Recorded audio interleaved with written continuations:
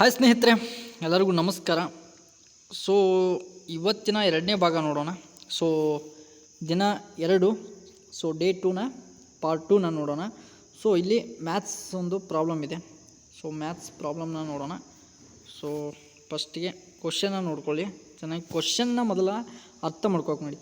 2 ಸಂಖ್ಯೆಗಳ ಅನುಪಾತ 3:4 ಆಗಿದೆ. ಓಕೆ, ಅವುಗಳ ಮೊತ್ತ ಎಷ್ಟಾಗೈತಿ? 140. ಅವುಗಳಲ್ಲಿ ದೊಡ್ಡ ಸಂಖ್ಯೆ ಯಾವುದು ಕೇಳಿದಾನೆ, ಚಿಕ್ಕ ಸಂಖ್ಯೆ ಅಲ್ಲ, ದೊಡ್ಡ ಸಂಖ್ಯೆ ಯಾವುದು ಕೇಳಿದಾನೆ. ಸೊ ನೀವು ದೊಡ್ಡ ಮತ್ತು ಚಿಕ್ಕದಲ್ಲಿ ಕನ್ಫ್ಯೂಸ್ ಮಾಡ್ಕೊಳ್ಳೋಕೆ ಹೋಗಬೇಡಿ, ಆಯಿತಾ. ಸೊ ಲೆಕ್ಕ ಬರ್ತಿರುತ್ತೆ ನಿಮಗೆ, ಆದರೆ ಏನು ಮಾಡ್ತೀರಾ, ಸೊ ಕನ್ಫ್ಯೂಸ್ ಮಾಡಿಕೊಂಡು ಆಪ್ಷನ್ನಲ್ಲಿ ತಪ್ಪು ಹಾಕಿಬಿಡ್ತೀರಾ. ಓಕೆ, ಸೊ ಯಾವ ರೀತಿ ಮಾಡೋದು? 3 + 4 = 7 ಅಂತಂದರೆ 140ನ್ನು 7 ಭಾಗವಾಗಿ ಮಾಡಿದ್ದಾರೆ. ಓಕೆ, ನಿಮ್ಗೆ ಇಲ್ಲಿ ಬರಿತೀನಿ ನೋಡಿ. 3 + 4 = 7 ಅಂತಂದರೆ 7 ಭಾಗಗಳು, 7 ಭಾಗ 140ರ 7 ಭಾಗ ಅಂತಂದರೆ ಇದನ್ನು ÷ 7 ಅಂತ ಮಾಡಬೇಕು. ಸೊ ಇಲ್ಲಿ ಕ್ಯಾಲ್ಕುಲೇಷನ್ ಮಾಡಿ ಇಟ್ಟಿದ್ದೀನಿ. ಸೊ ನೋಡೋಣ ಬನ್ನಿ, ಆನ್ಸರಲ್ಲಿದೆ.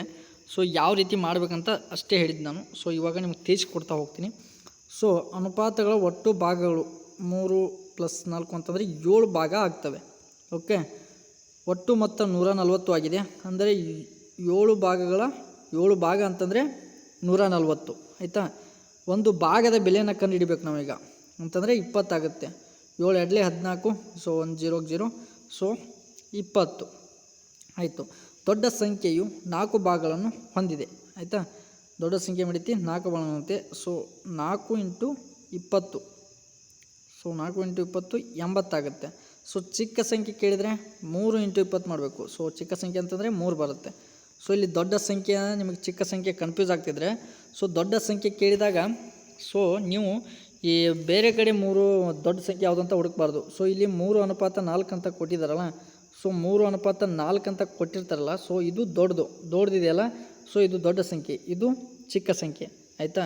ಸೊ ಅದಕ್ಕೆ ನಾನು 4 × 20 ಮಾಡಿದಾಗ 80 ಬಂತು. ದೊಡ್ಡ ಸಂಖ್ಯೆ ಕೇಳಿದರೆ 80 ಆನ್ಸರ್.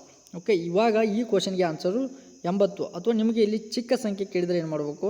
3 × 20. ಸೊ ಎಲ್ಲಕ್ಕೂ 20 ಮಾಡ್ತಾ ಹೋದರೆ ಮತ್ತು ಇಲ್ಲಿ ಮಾಡ್ಕೊಳ್ಬೇಕು. ಸೊ ಅದನ್ನು ಸೊಲ್ಯೂಷನ್ ಮಾಡ್ತಾ ಬಂದಾಗ ನಿಮಗೆ ಇಲ್ಲಿ 20 ಬರುತ್ತಲ್ಲ. ಸೊ ಅದರಲ್ಲಿ ಚಿಕ್ಕ ಸಂಖ್ಯೆ ಕೇಳಿದರೆ ಚಿಕ್ಕ ಸಂಖ್ಯೆಯಿಂದ ಇಂಟು ಮಾಡಬೇಕು, ಮತ್ತು ದೊಡ್ಡ ಸಂಖ್ಯೆ ಕೇಳಿದರೆ ದೊಡ್ಡ ಸಂಖ್ಯೆಯಿಂದ ಇಂಟು ಮಾಡಬೇಕು. ಅರ್ಥ ಆಯ್ತಾ ಅಂದ್ಕೊಳ್ತೀನಿ. ಸೊ ನೆಕ್ಸ್ಟು, ಒಬ್ಬ ಸೈಕ್ಲಿಸ್ಟ್ 20 ಮೀಟರ್/ಸೆಕೆಂಡ್ ವೇಗದಲ್ಲಿ ಚಲಿಸಿದರೆ ಆತನ ವೇಗ ಕಿಲೋಮೀಟರ್/ಅವರಲ್ಲಿ ಎಷ್ಟಿರುತ್ತದೆ ಅಂತ ಕೇಳಿದಾನೆ ಕ್ವಶನ್ನ. ಸೊ ಆನ್ಸರ್ ನೋಡೋಣ. ಸೊ ಯಾವ ರೀತಿ ಬರೀಬೇಕು ಅಂತ ಮೊದಲು ನೆನಪಿಟ್ಕೊಳ್ಳಿ. ಮೂಲ ಸೂತ್ರ ನೋಡೋದಾದರೆ ಮೀಟರ್/ಸೆಕೆಂಡ್ನಿಂದ ಕಿಲೋಮೀಟರ್/ಅವರಿಗೆ ಬದಲಾಯಿಸಲು ವೇಗವನ್ನು 18 / ಇದರಿಂದ ಗುಣಿಸಬೇಕು ನಾವು. ಓಕೆ, ಸೊ ಈಗ ನೋಡಿ, ವೇಗ ಎಷ್ಟೈತಿ? 20 × 18 / 4. ಓಕೆ, ಸೊ 18ನ್ನು ಇಲ್ಲಿ 20 ಇದೆಯಲ್ಲ, 5 1 5 4, ಸೊ 4ನ್ನು ಇಲ್ಲಿ ಇಟ್ಕೊಂಡು 18ನ್ನು ಇಲ್ಲಿ ತಂದಿದ್ದೀನಿ. ಸೊ ಏನಾಯಿತು? 72 km/h. 1 ಗಂಟೆಗೆ ಎಷ್ಟು ಕಿಲೋಮೀಟರ್ ಚಲಿಸ್ತಾನೆ? 72 ಕಿಲೋಮೀಟರ್. ಓಕೆ, ಒಂದು ವೇಳೆ km/hನಿಂದ ಮೀಟರ್/ಸೆಕೆಂಡ್ಗೆ ಬದಲಾಯಿಸಬೇಕಂದ್ರೆ ನೀವು ಇದನ್ನು ಉಲ್ಟಾ ಮಾಡಿಬಿಡಬೇಕು. ಸೊ 5 / 18. ಓಕೆನಾ. ಸೊ ಇನ್ನೊಮ್ಮೆ ಹೇಳ್ತೀನಿ ನೋಡಿ, ಮೂಲ ಸೂತ್ರ ಮೀಟರ್/ಸೆಕೆಂಡ್ನಿಂದ ಕಿಲೋಮೀಟರ್ಗೆ ಬದಲಾಯಿಸಬೇಕಂದ್ರೆ ವೇಗವನ್ನು 18 / 5ರಿಂದ ಗುಣಿಸಬೇಕು. ಸೊ ಇಲ್ಲಿ 20, ಸೊ ಇಲ್ಲಿ ನೋಡ್ಕೋಬೇಕು, 20 ಮೀಟರ್/ಸೆಕೆಂಡ್ ಇದೆಯಲ್ಲ. ಸೊ ಇದನ್ನು ನೋಡಿಕೊಂಡು ನಾವು ಲೆಕ್ಕ ಮಾಡಬೇಕು. ಸೊ 20 × 18 / 5. ಒಂದು ನಿಮಿಷ, 18 / 5. ಓಕೆ, ಎಷ್ಟಾಯಿತು? 18 5 1 5 4. ಸೊ ಎಷ್ಟು ಉಳಿತು? 18 ಉಳಿತಲ್ಲ. 4 × 18, ಸೊ ಎಷ್ಟಾಯಿತು? 18 1 18, 18 36, 18 3 54, 18 4 72 km/h ಅಂತ ಚಲಿಸ್ತಾನೆ. ಓಕೆ, ಸೊ ಈ ಕ್ವಶನ್ ಮುಗೀತು. ಸೊ ನೆಕ್ಸ್ಟ್ ಕ್ವಶನ್ ನೋಡೋಣ. ಅಸಲು 8,000 ರೂಗಳಿಗೆ 5% ಚಕ್ರ ಬಡ್ಡಿ ಕಾಂಪೌಂಡ್ ಇಂಟ್ರೆಸ್ಟ್ನ ಹಾಕ್ತಾನೆ. ದರದಲ್ಲಿ 2 ವರ್ಷಗಳಿಗೆ ಆಗುವ ಒಟ್ಟು ಮೊತ್ತ ಎಷ್ಟು? ಸೊ ಇಲ್ಲಿ 1ನೇ ವರ್ಷದ ಬಡ್ಡಿಯನ್ನು ನೋಡ್ತಾ ಹೋಗೋಣ ನಾವು.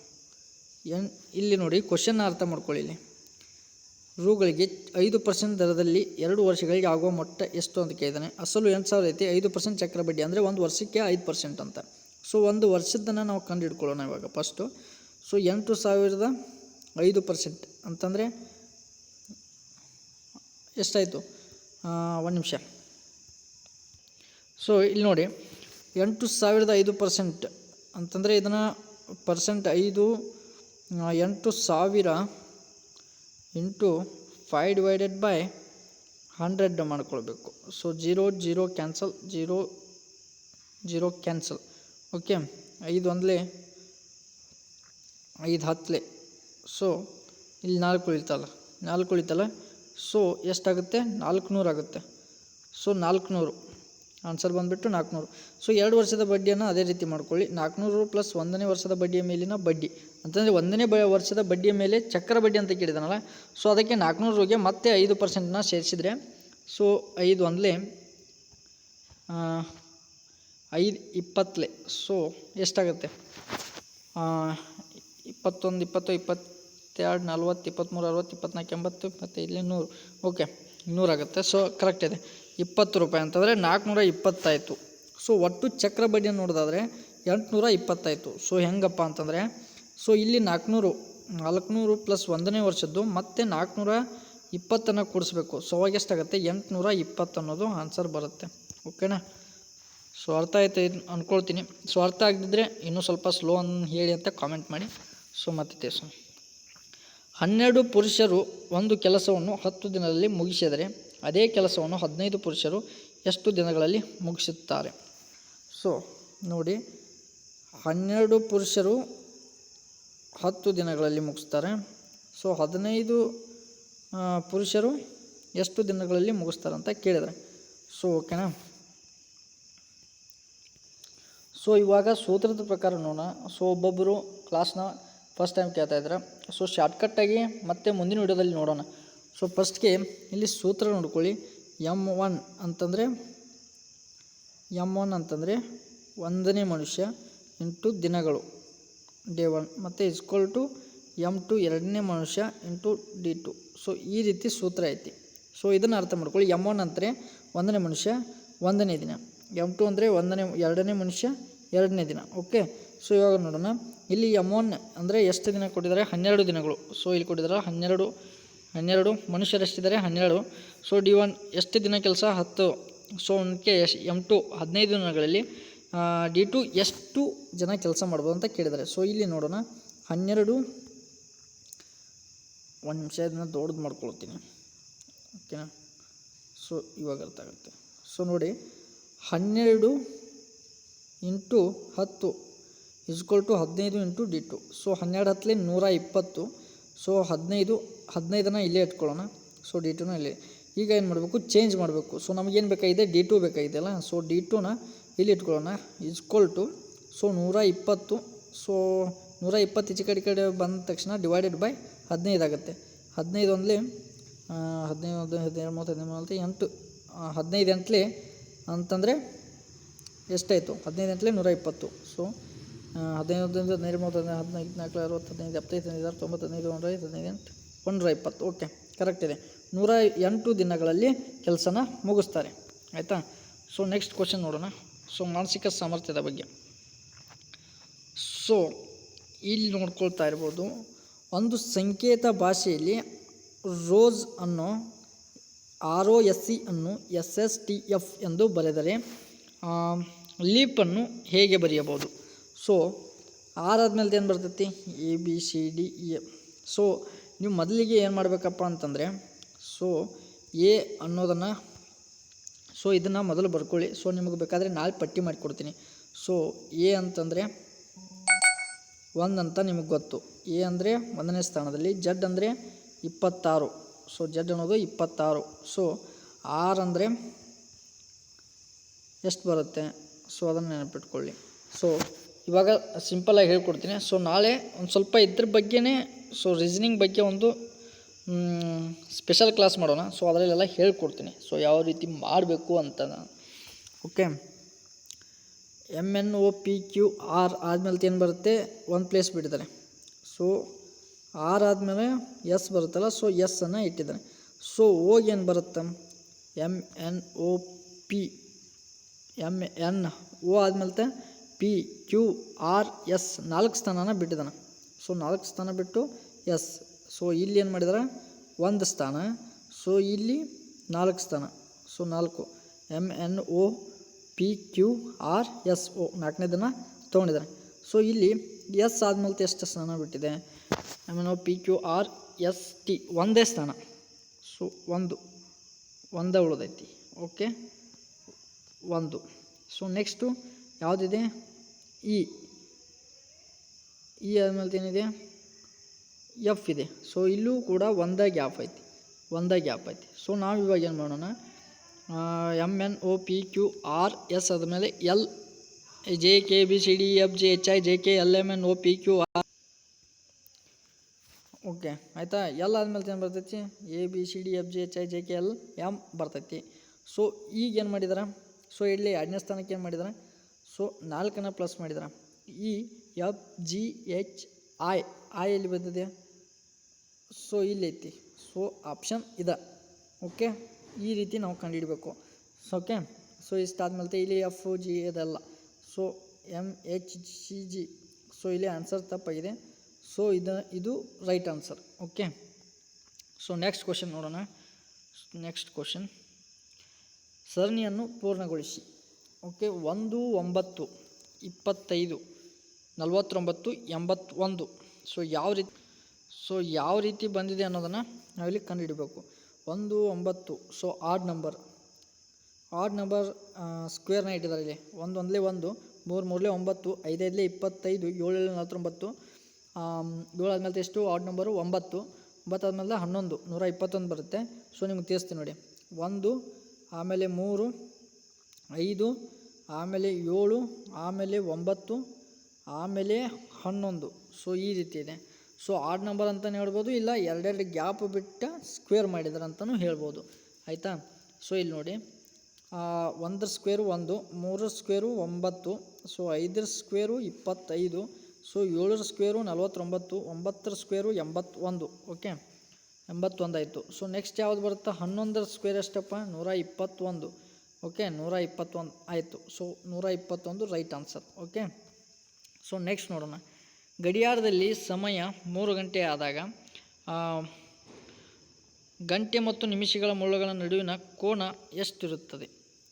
ಸೊ ನೋಡಿ ಎಷ್ಟಿರುತ್ತೆ ಅಂತ ನಿಮ್ಗೆ ತಿಳಿಸ್ಕೊಡ್ತೀನಿ. ಸೊ ಇದನ್ನು ಒಂದು ರೌಂಡ್ ಅಂದ್ಕೊಳ್ಳಿ. So round shape. Round shape ಅಂತ ತತ್ತಿ ಇಡತ್ತೀರಿ ಅನ್ಬೇಡ್ರಿ. ಸೊ ರೌಂಡ್ ಶೇಪ್ ಆಗಾಕೈತಿಲ್ಲ, ಎಷ್ಟು ಟ್ರೈ ಮಾಡೋದು. ಸೊ ಇಷ್ಟೇ ಇರಲಿ. ಸೊ ಇಲ್ಲಿ 12, ಇಲ್ಲಿ 3, ಇಲ್ಲಿ 6, ಇಲ್ಲಿ 9. ಓಕೆ, 3 6 9 12. ಸೊ ಇವಾಗ ಏನಾಗಿದೆ, ಸೊ ಯಾವ ಡಿಗ್ರಿಯಲ್ಲಿದೆ ಅಂತ ಕೇಳಿದಾರೆ, ಯಾವ ಕೋನದಲ್ಲಿ. ಸೊ ಎಷ್ಟಿದೆ, 90 degree. Okay, 90 degree right answer. Okay, so next question ನೋಡೋಣ. Next question okay, current affairs ಬಗ್ಗೆ ಇದೆ. ಪ್ರಸ್ತುತ ಭಾರತದ ಸೇನಾಪಡೆಗಳ ಮುಖ್ಯಸ್ಥರು ಅಂದರೆ chief of defence staff CDS ಯಾರಾಗಿದ್ದಾರೆ ಅಂತ ಕೇಳಿದರೆ, ಸೊ ಇಲ್ಲಿ ಆನ್ಸರ್ ಬಂದುಬಿಟ್ಟು ಜನರಲ್ ಅನಿಲ್ ಚೌಹಾಣ್ ಅವರು. ಸೊ ಅನಿಲ್ ಚೌಹಾಣ್ ಅವರು ಪ್ರಸ್ತುತ ಭಾರತದ ಸೇನಾಪಡೆಗಳ ಮುಖ್ಯಸ್ಥರಾಗಿದ್ದಾರೆ. ಸೊ ಸ್ವಲ್ಪ ಇಲ್ಲಿ ನೋಡೋಣ, ಜನರಲ್ ಅನಿಲ್ ಚೌಹಾಣ್ ಅವರ ಬಗ್ಗೆ ನೋಡೋಣಾದರೆ, ಸೊ ಇಲ್ಲಿ ಇವರು ಭಾರತದ ಪ್ರಸ್ತುತ ಮತ್ತು 2ನೇ ಜಂಟಿ ಸೇನಾ ಮುಖ್ಯಸ್ಥರಾಗಿದ್ದಾರೆ. ಪ್ರಸ್ತುತ ಮತ್ತು ಎಷ್ಟನೇ ಬಾರಿ ಇವರು 2ನೇ ಬಾರಿ ಜಂಟಿ ಸೇನಾ ಮುಖ್ಯಸ್ಥರಾಗಿದ್ದಾರೆ. Okay, next general BPN Rawat ಬಗ್ಗೆ ನೋಡೋದಾದರೆ, ಸೊ ಭಾರತದ ಪ್ರಥಮ CDS ಆಗಿದ್ದರು, ಹೆಲಿಕಾಪ್ಟರ್ ಅಪಘಾತದಲ್ಲಿ ನಿಧನರಾದರು.